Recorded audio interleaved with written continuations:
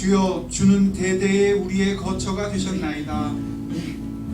산이 생기기 전 땅과 세계도 주께서 조성하시기 전 영원부터 영원까지 주는 하나님이시니이다.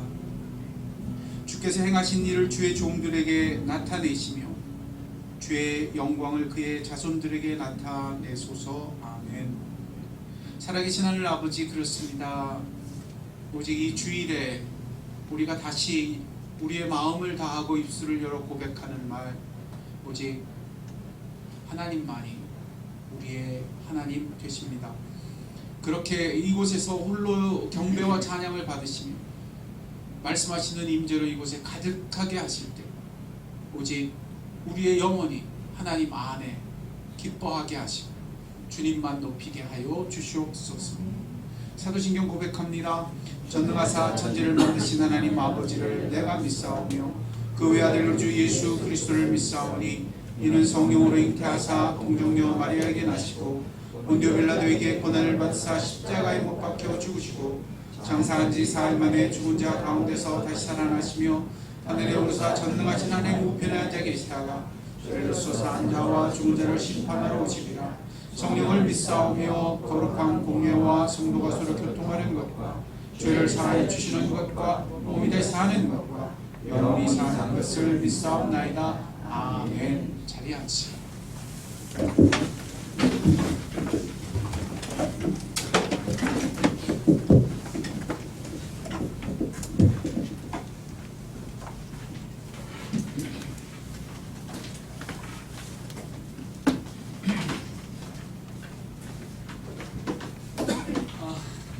한 주간 어떻게 보내셨는지요?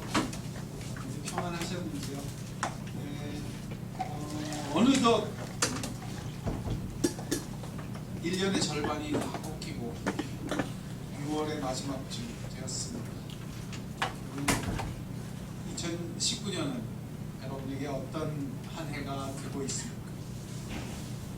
절반이 지났어요. 어떤 한 해예요?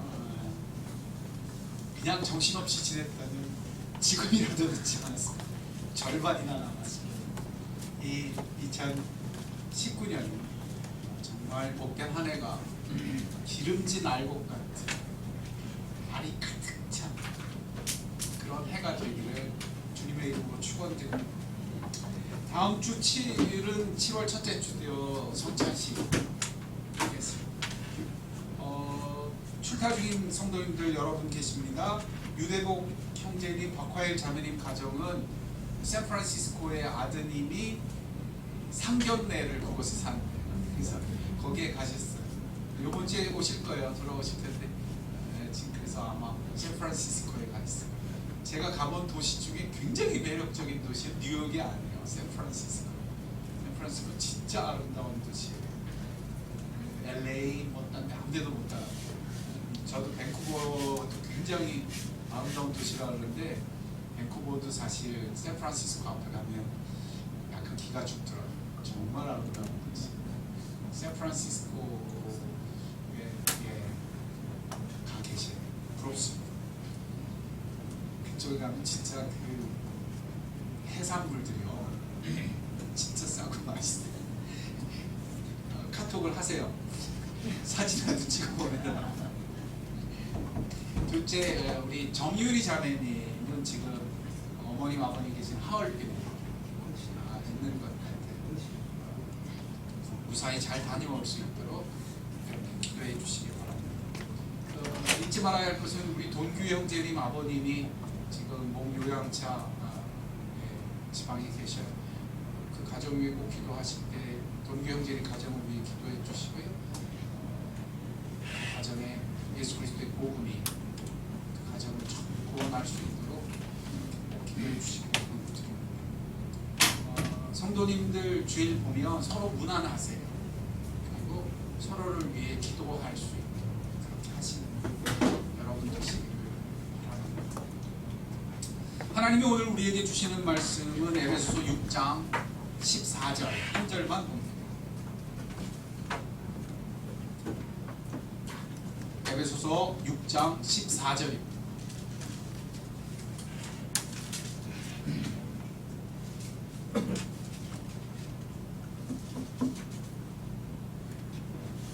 찾으시면 저와 한 목소리로 공독합니다. 에베소서 6장 14절 시작. 그런즉 서서 진리로 너희 허리띠를 펴고 의의 호심경을 붙이고 기도하겠습니다.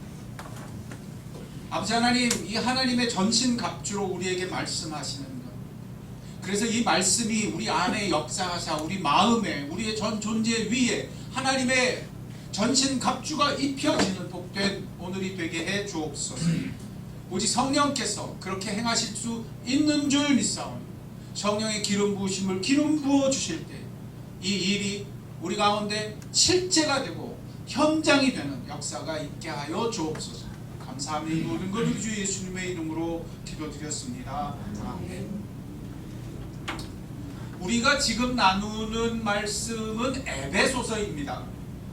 이 에베소서는 하나님의 구원의 청사진을 보여주는 아주 놀라운 성경입니다. 하나님이 온 세상을 창조하시기 전부터 온 천하의 역사, 모든 구원에 이르기까지 하나님의 계획을 가지고 계셨더라.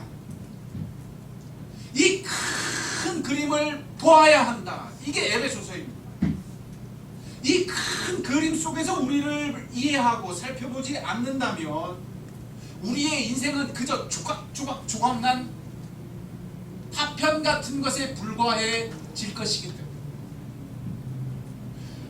그저 내가 눈에 보이는 세상이 전부인 것 같고 내가 대면에서 사는 하루하루가 그저 내 인생 전부인 것처럼 생각하게 됩니다. 그러면 그런 인생은 모든 삶의 하루며 모든 인생이 그저 조각난 것처럼 되어버려서 저 겨우 그 정도 되는 것에 나의 전부를 걸게 되고 나의 전 인생의 의미도 그저 그런 것으로부터 건져 올리게 된단 말이에요. 그런 인생은 그저 나 하나가 전부인 것처럼 살게 됩니다. 아니려고 해도 안 돼요. 나밖에 안 보이니까 말입니다. 나한테는 그저 그것밖에 눈에 안 들어오게 된다는 말. 그러면 당장 내가 저 사람보다 크냐 적으냐, 저 사람보다 많이 가졌느냐 적게 가졌느냐, 그것 가지고 씨름하다가 평생을 보내게 됩니다. 그걸로 울고 웃는 게 인생의 전부가 되어버려요. 아닙니다. 천지는 지어지기 전부터 하나님이 계십니다. 하나님이 시작하셨고 하나님이 타락하여 하나님을 떠나간 우리들을 절대로 그대로 두지 아니하시며 온 역사를 통해 온 천지를 통해 우리를 구원하시고 세상을 회복시키시는 하나님이십니다. 이처럼 그분이 태초부터 가져셨던 그 복된 청사진을 이해할 때에만 우리는 삶이 무엇인지, 세상이 무엇인지, 역사가 무엇인지를 이해하게 됩니다. 바로 그 속에 내가 있습니다. 바로 그 속에 우리를 불러서 교회가 되게 하시는 하나님의 교회가 있습니다. 이에 예수 그리스도는 이런 교회의 머리가 되셨고 우리는 그 교회의 각 지체가 된 것입니다. 거기에 내가 있습니다. 내 통장에 내가 있지 않습니다. 내 이력서에 내가 있지 않습니다. 하나님의 이 놀라운 청사진 속에, 하나님의 놀라운 구원의 역사 속에 예수 그리스도가 머리가 되신 교회 가운데 내가 있습니다. 우리 가정도 내 자녀들도 마찬가지입니다. 그래서 그저 나 하는 것이 내 인생이 아닙니다. 그저 내 눈에 보이는 것들로 비교하여 사는 것이 나의 전부가 아닙니다. 이에 에베소서는 이 마지막에 이르러서도 우리를 흔들고 깨워줍니다.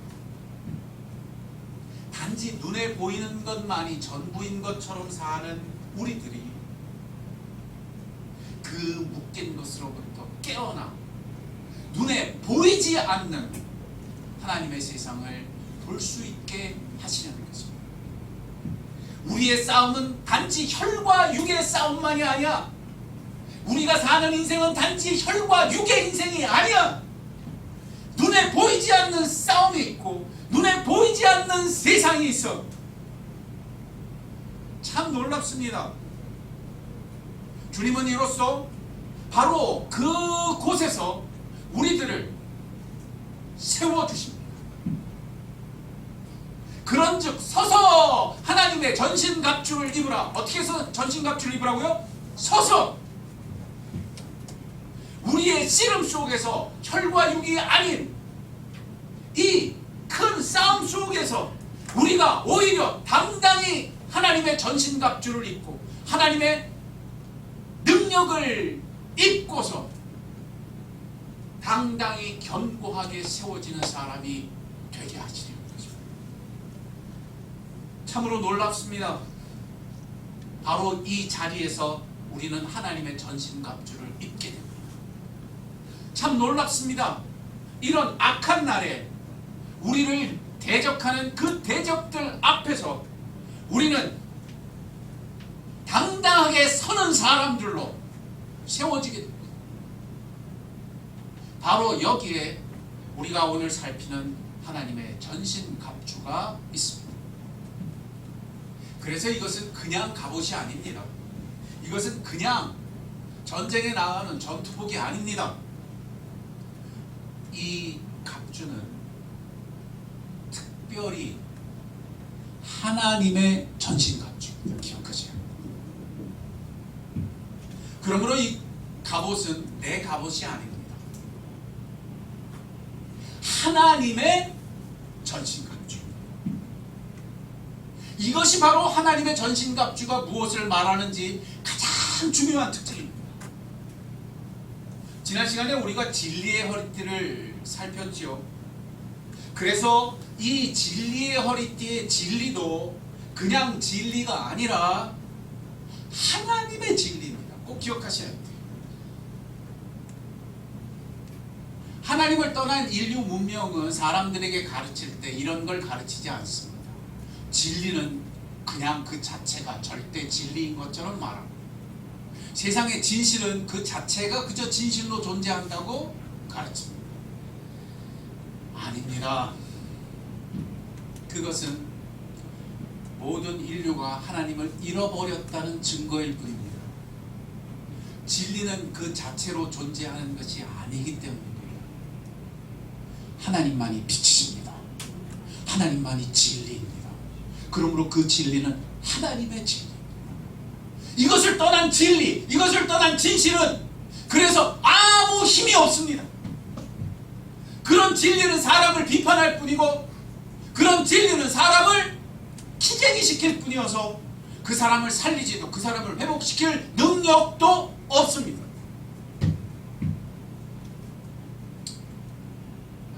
한번 놓고 보세요. 형제지간에 다툼이 났을 때 아니면 뭐 부부지간에 부부싸움을 할 때 진실공방이 오갑니다. 솔직히 말해보시죠. 진실공방이 오가서 가정이 회복된 적이 있습니까? 안 됩니다. 아무리 자기에게 그게 진리인 것 같고 그것이 옳은 것 같고 그래야 가정이 제대로 될 것 같지만 그것으로 세워지는 가정은 아무 데도 없습니다. 다툼이 날 때입니다. 고통을 더할 뿐입니다. 오직 하나님의 진리만이 그 진리를 통하여 그 인생을 하나님께 회복시킵니다. 그 진리가 비춰지는 곳에서 그 영혼이 제대로 하나님의 진리에 깨어나면 이 진리로 인해 하나님께 돌아가게 됩니다. 내가 진리가 아니요 하나님이 진리임을 기억하게 되는 것입니다. 이것이 하나님의 진리. 죄송합니다.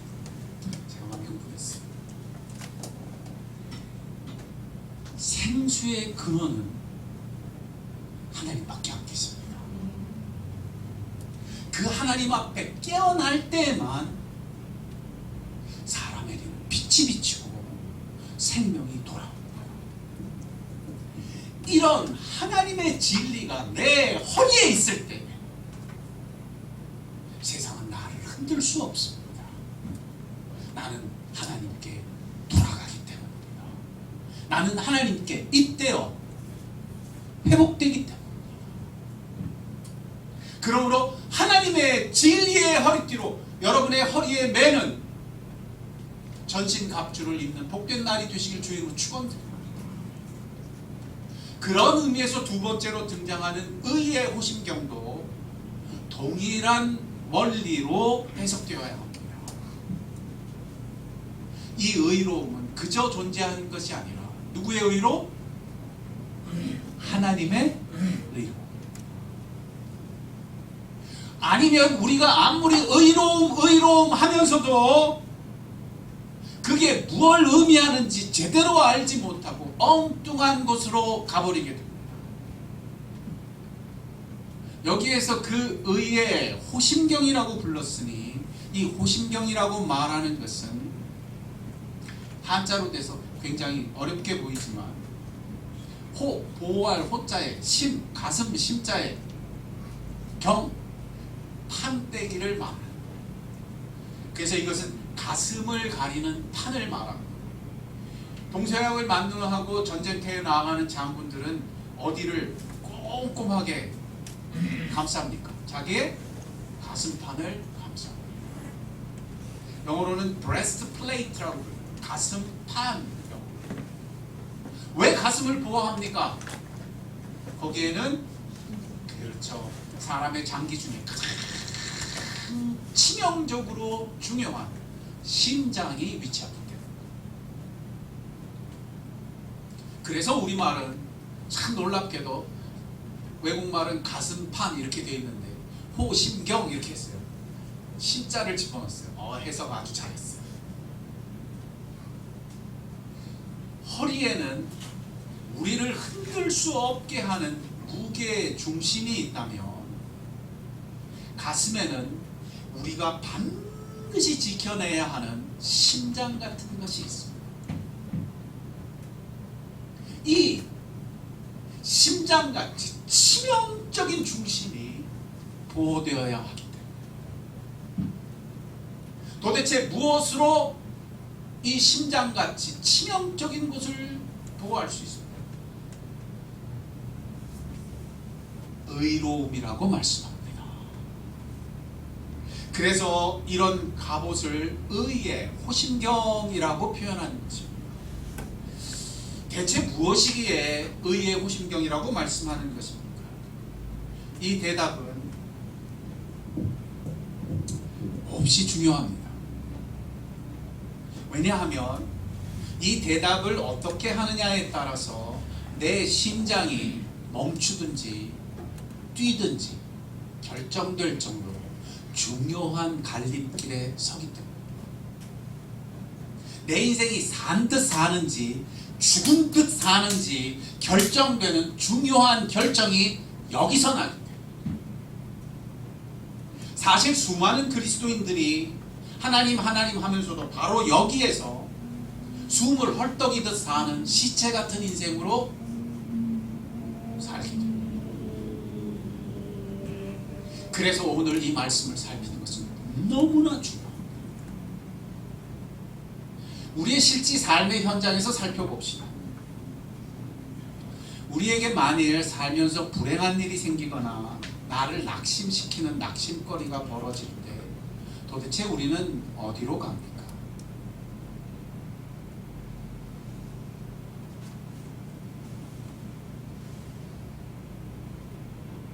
그 불행이 나를 망치지 않도록, 그 낙심거리가 나를 폐잔병을 만들지 않도록 하기 위해서 도대체 무엇을 의지합니까?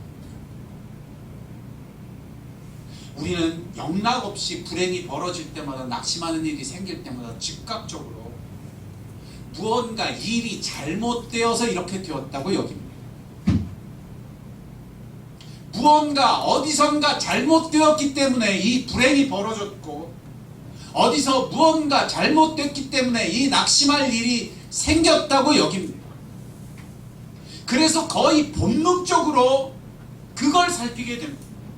너무 자연스럽게 이 불행의 원인이 어디에 있는지, 이 낙심케 하는 게 도대체 어떤 건지 그걸 수색하고 그걸 연구하는 쪽으로 가버립니다. 그걸 경제적으로 하느냐, 그걸 사회학적으로 하느냐, 요즘 유행하는 것처럼 심리학적으로 하느냐의 차이가 있을 거예요. 하는 행태는 똑같습니다. 도대체 뭐가 문제야? 뭐가 잘못된 거야?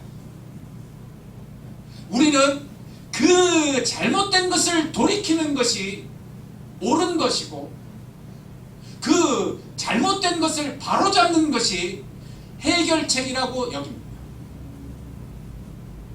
그런 그 순간 우리는 하나님은 의로우시니 우리도 이 문제에 있어서 의롭고 옳아야 한다고 여기게 됩니다.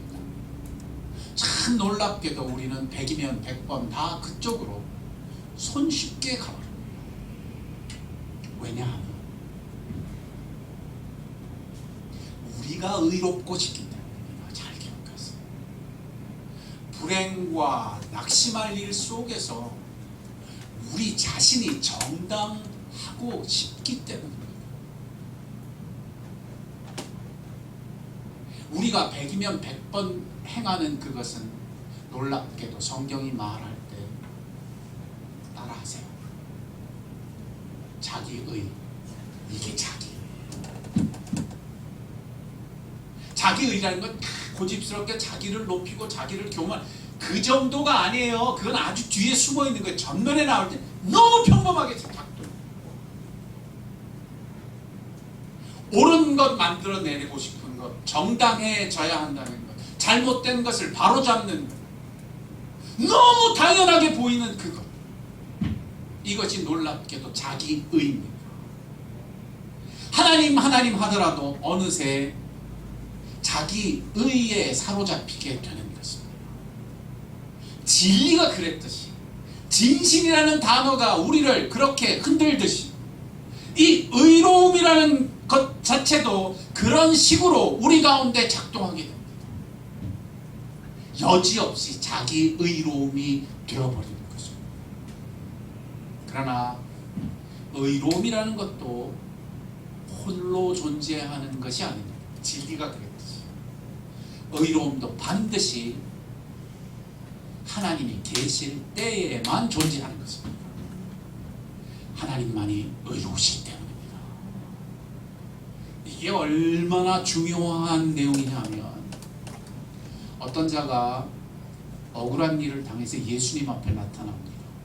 그리고 그 억울한 문제를 해결해 달라고 예수님한테 당부할 때, 부탁할 때, 의로우신 주님이시여 이 문제 좀 해결해 주십시오 라고 부탁합니다.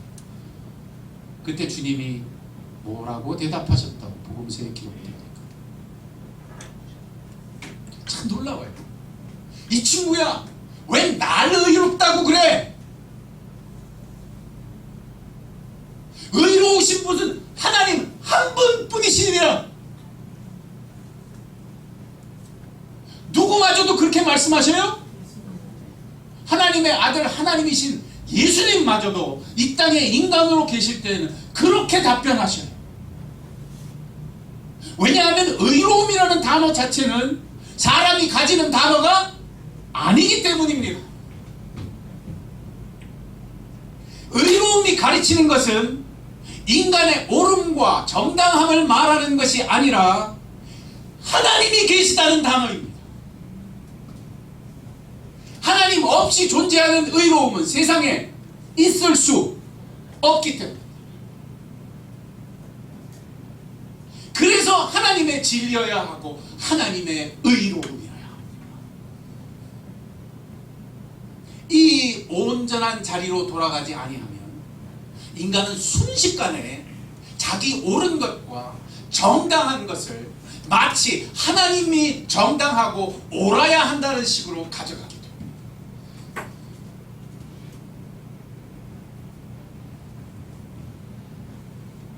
그런 순간에 들어가기만 하면 인간은 그 의로움이라는 것이 무엇을 의미하는지 길을 잃어버리게 됩니다. 숲속에서 나침판을 잃어버리듯이 넓은 광야에서 길을 잃어버리듯이 순식간에 길을 잃고 자기 의로움에 빠져버리기 때문에. 그러나 하나님의 의로움은 다릅니다. 우리가 어떤 세상, 어떤 지경, 어떤 상황에 있더라도 우리를 그곳에서 건져 하나님께 돌아가게 합니다. 숲에서 길을 잃든 들판에서 길을 잃든 허무 속에 빠져서 허우적들더라도 하나님의 의로움은 우리의 눈을 들어 하나님께 돌아가게 합니다. 회복시켜줍니다. 이것이 하나님의 의로움입니다.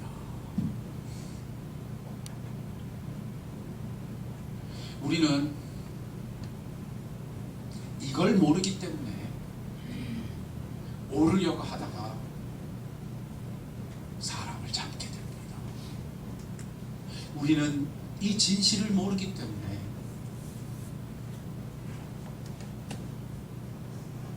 문제를 해결하고 바로 잡으려다 다른 사람을 정죄하게 됩니다. 관계가 부서지고 삶이 부서지고 상대방이 상하고 상대방을 상하게 못 만들면 누구라도 자기라도 자해하게 됩니다.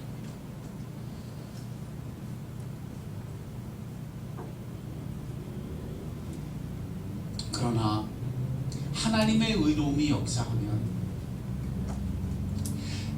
그런 사람은 자기가 아무리 의로운 행실을 한다 할지라도 그걸 당연히 여기지 자기의 자랑거리로 삼지 않습니다. 그런 사람의 선한 행동과 의로운 행실은 굳이 오른손을 하는 일을 왼손이 몰라야 한다고 가르치지 않아도 지도 모릅니다.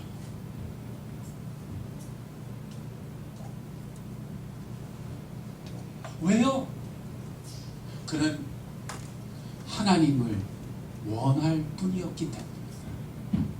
그의 의로움은 그를 하나님께로 인도하고 있었기 때문입니다. 그것은 그의 자랑이나 남과의 비교거리가 아니기 때문입니다. 둘째, 하나님의 의로움이 역사하는 이 길에서는 아무리 상한 심령이라도 하나님이 그런 그를 기뻐하십니다. 기억하셔야 돼요. 이걸 몰랐던 바리새인들은 끝없이 저 주인, 저 더러운 여자, 저런 세리한테 왜 밥같이 먹어요? 왜 예수님 저런 사람들하고 같이 있어요? 저 사람들은 그랬잖아요. 예수님은 뭐라고 하세요? 나는 이런 사람들의 구주야. 나는 이런 사람들 때문에 왔어. 나는 바로 이런 사람들에게 복음 주는 하나님이야. 아무리 상한 심령일지라도.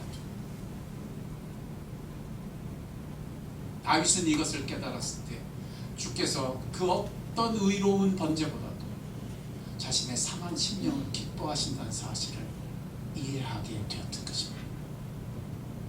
바세바 사건을 통해서 그 죽을 일을 저질렀습니다.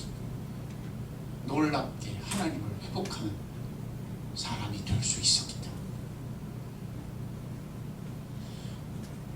그와 같건대 우리는 낙심하고 어려운 일을 만날 때 내 심령이 상할 때 어디로 갑니까?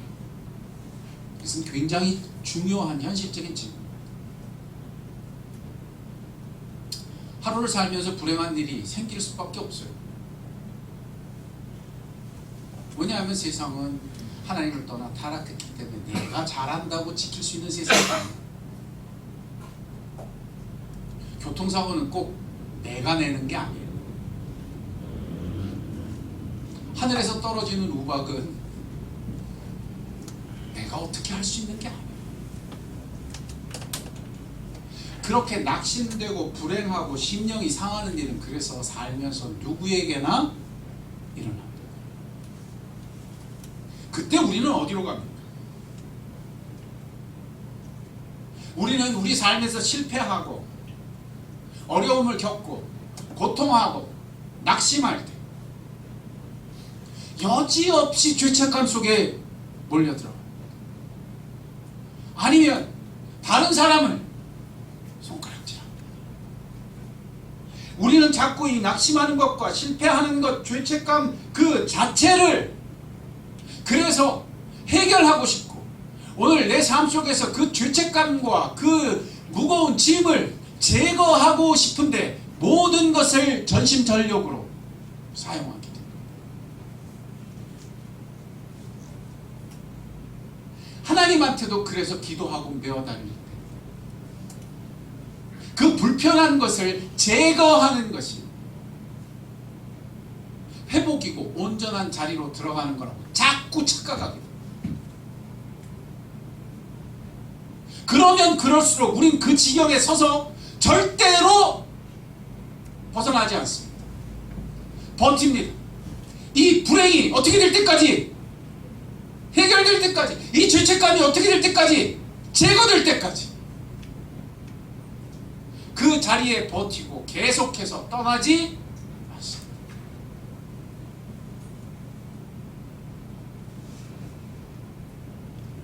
아니 목사님 뭐 이렇게 당연한 거를 지금 그렇게 힘을 써서 말씀하시는, 왜요? 아니란 말이에요. 바로 그 순간에, 그 죄책감이 나를 누르는 순간에, 내 불행이 내게 가득한 순간에, 내게 낙심거리가 가득한 그 현장에서 하나님은 해결책을 원하시는 게 아니라, 하나님은 해결을 원하시는 게 아니라 나를 원하신다고요. 내가 아버지의 이름을 부르고 아버지께 상한 심령으로 돌아오길 원하신다고요. 내게 필요한 건 해결이 아니라, 내게 필요한 것은 그저 죄책감을 없애는 것이 아니라 하나님이 필요한 사람이기 때문에.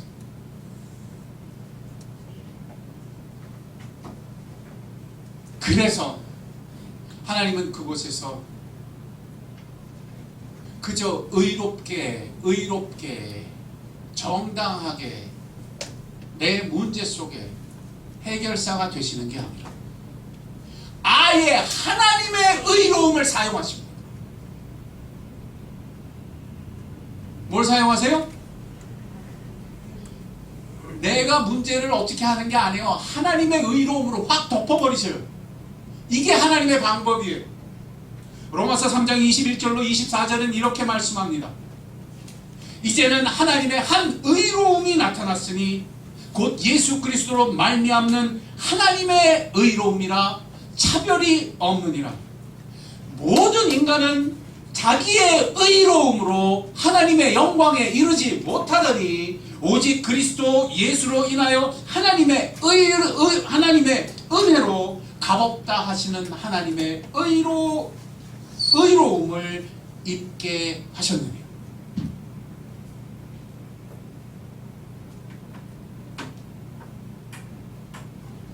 왜 그러실까요?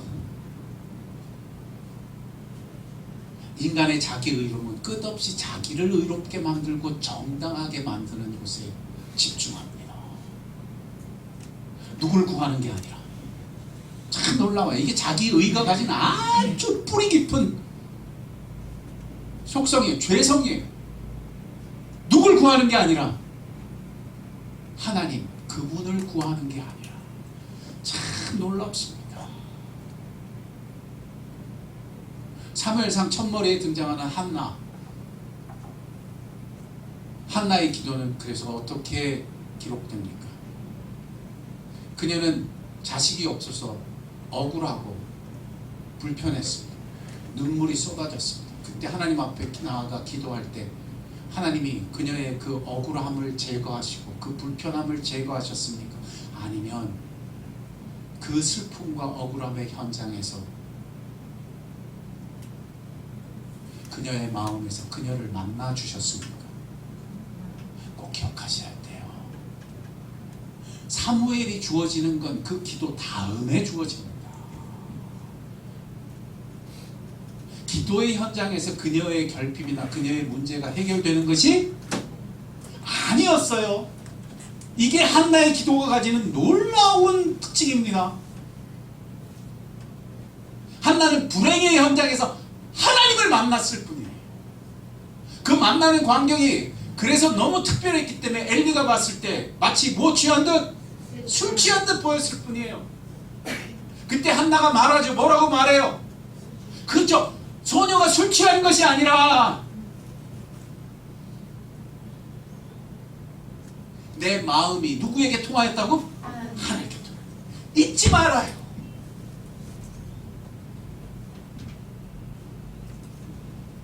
이에 하나님의 의롭다 하심은 그 하나님의 의롭다 하심으로 상한 심령이 하나님께 회복되게 하십니다.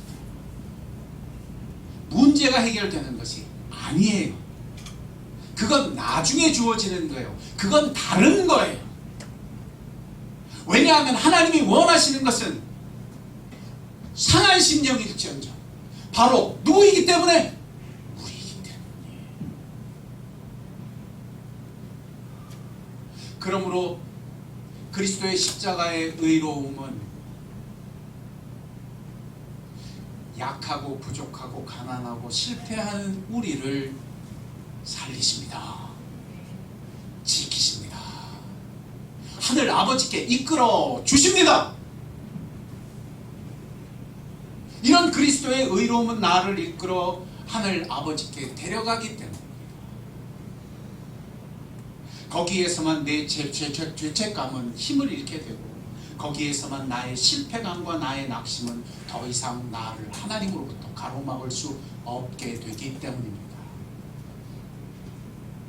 슬픔 중에라도 하나님을 회복하는 자는 그 마음이 하나님과 잇대게 될 것입니다.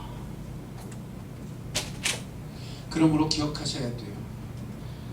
나를 하나님으로부터 가로막는 의로움은 그 어떤 모습으로 내게 등장하든 자기를 괴롭히는 죄책감이든 다른 사람을 정죄하는 것이든 하나님의 의로움이 아닙니다.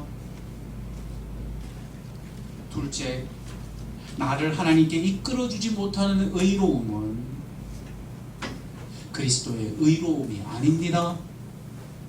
뭐예요? 정체가 다 밝혀졌죠. 뭐예요? 그런 의로움은 뭐라 그랬어요? 자기의예요. 잊지 마셔야 합니다.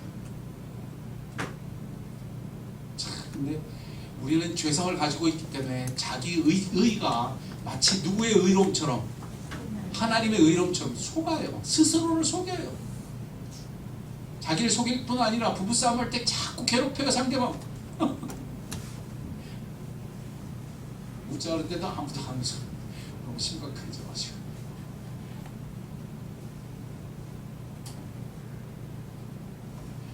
하나님의 의로움으로 일어서는 여러분 되시길 주의 이름으로 축원드립니다.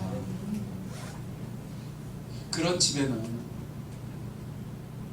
하나님의 의로움으로 인해 자녀들이 정죄감에 빠지는 게 아니라 일어섭니다.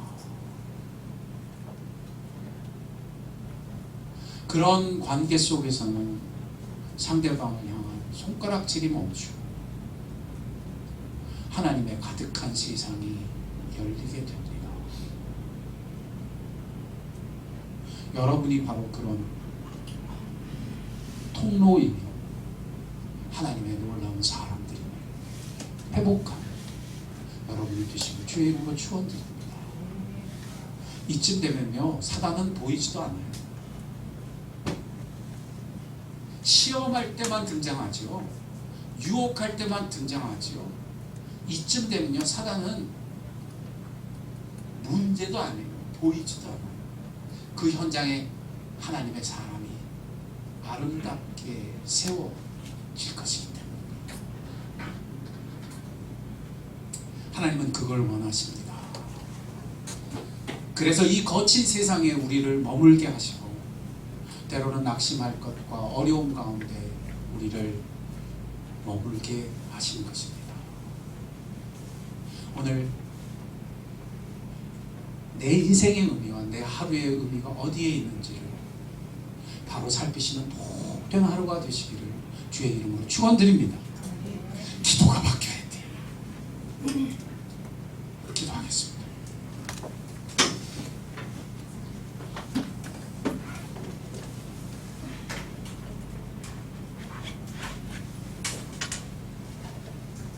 지금 이 순간에도 우리 가슴 속에 그런 게 막 흔들릴지 몰라요.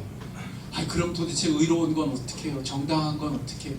아, 자꾸 그걸 왜 당신이 짐을 집니까? 그리스도께서 지셨는데. 하나님이 의로우신데 그분께 돌아가면 빛이 비칠 것이고, 그분이 돌아가면 그분이 바로 세워주실 것이고, 그분이 회복시키실 것인데, 의로움의 문제가 내 앞에 보일 때마다 주여 이제는 하나님께 돌아가는 내가 되게 해 주옵소서. 정당함의 문제가 내게 발목 잡힐 때마다 고개를 들고 마음을 낮추고 주님 앞에 엎드리는 자 되게 하옵소서. 주의 옷깃 만지며 그 발을 씻는 자 되게 하옵소서. 주님만 나의 구주가 되게 하옵소서. 우리 삶에 낙심되는 현장이 있습니까? 불편한 곳이 있습니까? 해결해야만 될 것 같은 어려운 현장이 있습니까? 그곳에서 주님이 그런 상한 심령인 나를 원하신다는 사실에 그리스도의 의로움을 덧입는 오늘이 되어야 할 줄로 믿습니다. 성령을 의지하여 기도합시다. 성령께서 그렇게 우리를 인도해 주실 것입니다. 기도합시다. 하나님 아버지 감사합니다. 주께서 우리에게 들려주시는 이 말씀은 너무나 분명할지도 우리는 쉽사리 속으며 쉽사리 정당해지려고, 쉽사리 의로워지려고 합니다. 그래서 하나님 하면서도 어느새 자기 의로움으로 달려가는 스스로를 정당하게 하기에 내 마음의 길을 잃어버리고, 그러나 주님께서 오늘 내게 말씀하시는 이 음성에 깨어날 때 나는 오직 하나님께 돌아가며 하나님께 회복되는 영혼이 되게 하여 주옵소서.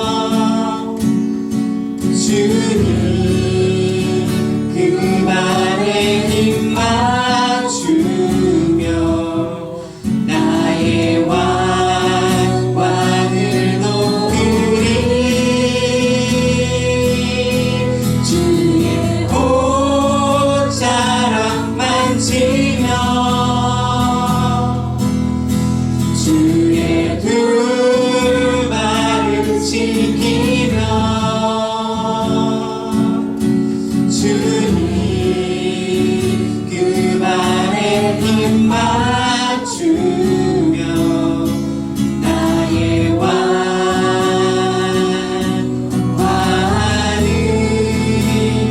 높으리.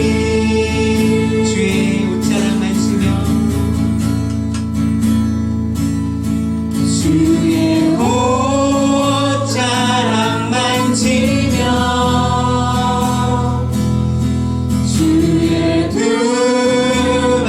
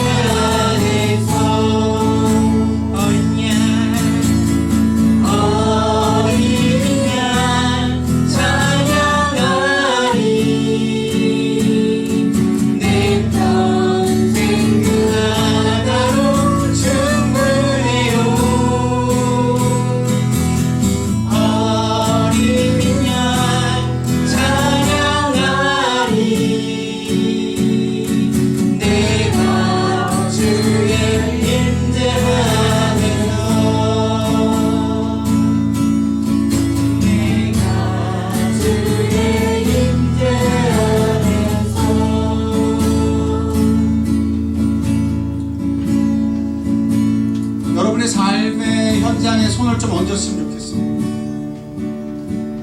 하나님, 난 여기가 너무 억울해요 하는 억울한 자리에 손을 얹어도 좋고, 하나님 여기에 정말 의로움이 돌아왔으면 좋겠어요 하는 곳에 손을 얹어도 좋고, 하나님 이 문제는 정말 좀 해결해 줬으면 좋겠어요 하는 곳에 손을 얹어도, 그리고 의로움이 말해주는 오늘의 말씀처럼 그 자리가 단지 의로움의 자리가 아니라 단지 정당함의 자리가 아니라 하나님 자리라고 좀 고백합시다. 하나님이 의로우신 하나님이시다. 그분만이 회복되는 곳에 의로움은 돌아오고, 그분이 회복될 때에만 정당함은 제대로 자리 잡는 것입니다. 바로 그곳에 하나님 자리를 고백하고, 바로 그곳에 내가 하나님을 환영하고 내가 하나님께 내 마음이 잇대어 지게 해달라고. 그래서 이 자리가 의로움의 빈자리가 아니라 하나님의 빈자리임을 내가 고백한다. 내게 필요한 것은 하나님이요. 이렇게 좀 고백하는 시간이 되었으면 좋겠어요. 우리 좀 그렇게 하나님 앞에 그 자리를 그대로 좀 올려드립시다. 하나님, 모든 것을 아름답게 하실 것입니다. 기도하겠습니다. 아버지 하나님, 그렇습니다. 우리의 의로움이 무너져 있고 우리의 정당함이 절실해 보이는 현실 속에서 우리가 그저 의로움을 쫓고 정당함을 쫓을 때 길을 잃어버리는 존재라는 사실 눈 떴사. 이 의로움은 오직 하나님을 말하는 것이고, 이 정당함은 오직 하나님 한 분뿐이시고 우리에게 말씀해 주는 것이죠. 우리의 영혼이 깨달아 알고, 이제 내가 하나님이 바로 그 빈자리에 임하시며 내 삶이 바로 그곳이 하나님이 임하셔야 할 곳이죠. 하나님의 이름을 불러야 할 곳이죠. 고백하고 주는 내 삶에 그렇게 오셔서 나의 하나님이 되시며 나와 함께 하시는 빛의 하나님이죠. 나의 주님, 나의 모든 것이 되어 주시옵소서. 이렇게 기도하는 영혼들을 주님 회복시키실 때 그 삶 가운데 현저한 빛이 비추게 하시고, 하나님이 그 자리에 가득하여 충만하시고 주의 임재가 가득한 주의 성소들이 되고 주의 성전이 되는 거룩한 주의 백성들 되게 해 주옵소서.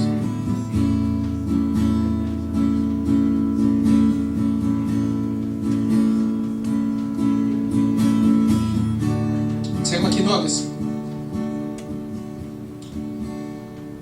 우리는 우리의 의로움이 흔들릴 때마다 우리의 절박한 현실이 우리를 죄책감으로 몰아가는, 실패감으로 몰아가는 현장마다 서서 그 의로움을 구하며 그 온전함을 향하여 일어섭니다. 그러면서도 그것이 우리를 속이고 우리를 가릴 수 있다는 것을 깨닫지 못했습니다. 이제 성령의 은혜로 우리의 눈을 뜨게 하실 때 바로 그것이 하나님의 빈자리, 하나님이 회복되어야 할 자리인 줄 고백하게 하옵소서. 이처럼 하나님의 의로움을 구하여 하나님을 구하여 하나님의 빈자리를 기도하는 영혼들 하나님이 친히 임하시고 그 삶이 하나님의 성소가 되게 거룩해지는 역사가 있게 해 주옵소서. 하나님의 성소가 됨으로 의롭게 하시고 하나님의 소유가 됨으로 온전케 되는 이 축복을 주시옵소서. 그러므로 어떤 순간에서는 그리스도의 의로움으로 나를 지켜주시고 그 어떤 순간은 그리스도의 보혈로 나를 덮어주시옵소서. 성령이여 도와주시옵소서. 순식간에 허물어지며 순식간에 시험에 들기 쉬운 우리들, 오직 주님을 향해서만 깨어나게 하시고 주님을 인해서만 일어서게 하옵소서. 지금은 우리 주 예수 그리스도의 은혜와 하늘 아버지의 사랑하심과 성령의 감화교통 역사 충만하시니 오늘 모든 의로움의 자리가 하나님의 자리이며 회복되어야 할 모든 빈자리가 하나님의 임재의 자리임을 고백하는 영혼들 위해, 그 복된 입술 위에, 그 가정 위에, 그 자녀선 위에, 사랑하시는 나무로 교회 위에 영원히 함께 하옵시고 간절히 축원하옵나이다. 아멘.